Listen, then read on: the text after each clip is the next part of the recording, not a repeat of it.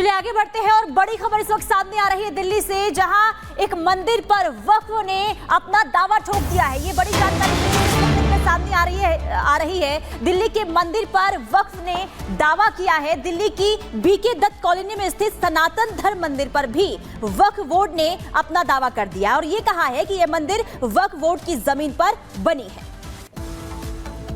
अभी हमारी मौजूदगी बीके दत्त कॉलोनी में है और आप मेरे पीछे देख सकते हैं सनातन धर्म मंदिर है और ये मंदिर अभी काफ़ी चर्चा का विषय बना हुआ है। हालांकि दिल्ली के कई ऐसे मंदिर हैं जो कि चर्चा का विषय बने हुए हैं और लगातार ही वक्फ बोर्ड के तरफ से इन मंदिरों पर अपना दावा किया जा रहा है।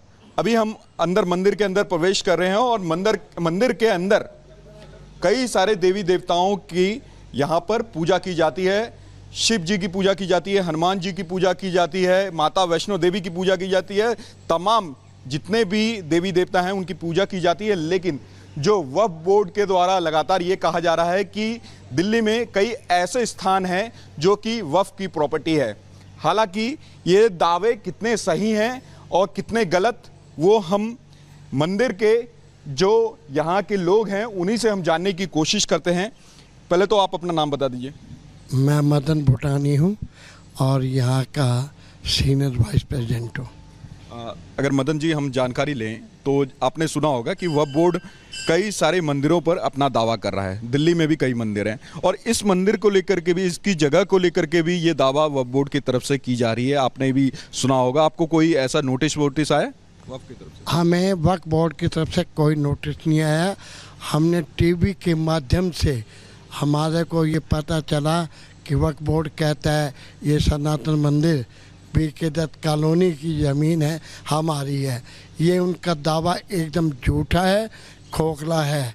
जबकि ये ज़मीन यहाँ की हमने भारत सरकार से 1958 में खरीदी थी और 1961 में इसका जो है पुनर्वास, ये मंत्री हैं शहरी विकास मंत्री, 1961 में मेरचंद खन्ना जी ने इसका उद्घाटन किया।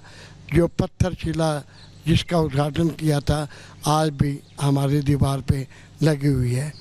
ये एकदम झूठा है और ये खोखला है।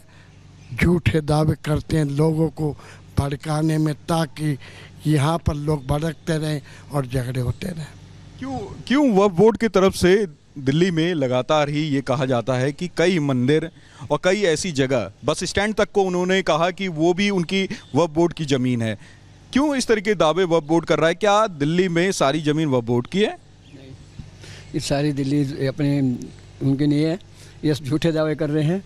ये जो हमारी जगह है ये गवर्नमेंट से खरीदी हुई है, इसमें कोई दूसरा इसका हकदार नहीं है।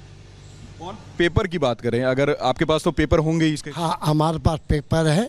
जब ज़रूरत पड़ेगी हम पेपर दिखाने को तैयार हैं। जो हमने ज़मीन खरीदी है सरकार से, बाकायदा सरकार से खरीदी गई, उसके पेपर। और चलिए इसी बीच अगली खबर आपको बताते हैं। रोजगार नियुक्ति पत्र वितरण कार्यक्रम में प्रधानमंत्री नरेंद्र मोदी बोले कि इस बार की दीपावली बेहद खास है। इस तरह की दीपावली मनाने के लिए लंबा इंतजार कई पीढ़ियों ने किया है और हम सभी लोग सौभाग्यशाली हैं क्योंकि प्रभु श्री रामलला इस बार जो अपने मंदिर में विराजमान हो चुके हैं, अपने घर में विराजमान हो चुके हैं और इसी के चलते जो दीपावली है कई मायनों में खास है।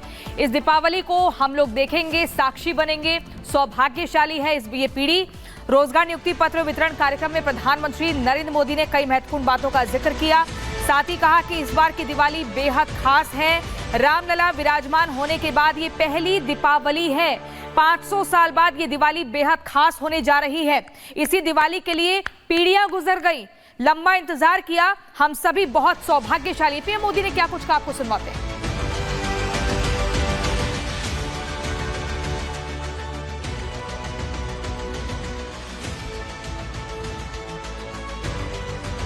दो दिन बाद हम सभी दीपावली का पर्व भी मनाएंगे और इस साल की दीपावली बहुत खास है, बहुत विशेष है। आपको होगा कि भाई दिवाली तो हर बार आती है, इस बार विशेष क्या हो गया? मैं बताता हूं विशेष क्या है। 500 वर्षों के बाद प्रभु श्री राम अयोध्या के अपने भव्य मंदिर में विराजमान है और उस भव्य मंदिर में विराजमान होने के बाद ये पहली दीपावली है और इस दीपावली की प्रतीक्षा में कई पीढ़ियां गुजर गई, लाखों लोगों ने बलिदान दिए, यातनाएं झेली। हम सभी बहुत सौभाग्यशाली हैं जो ऐसी विशेष खास भव्य दिवाली के साक्षी बनेंगे। तो प्रधानमंत्री नरेंद्र मोदी को आप सुन रहे थे। हेल्थ टू रोजगार मोदी का उपहार, आज बड़ी सौगात मिली है, सेहत वाली सौगात, कैशलेस और तमाम योजनाओं का जिक्र हुआ। योजना से स्वास्थ्य बीमा नेटवर्क में विस्तार करना, ये भी उद्देश्य है सरकार का। SECCC डेटाबेस में शामिल परिवारों का यहां पर जिक्र हुआ है।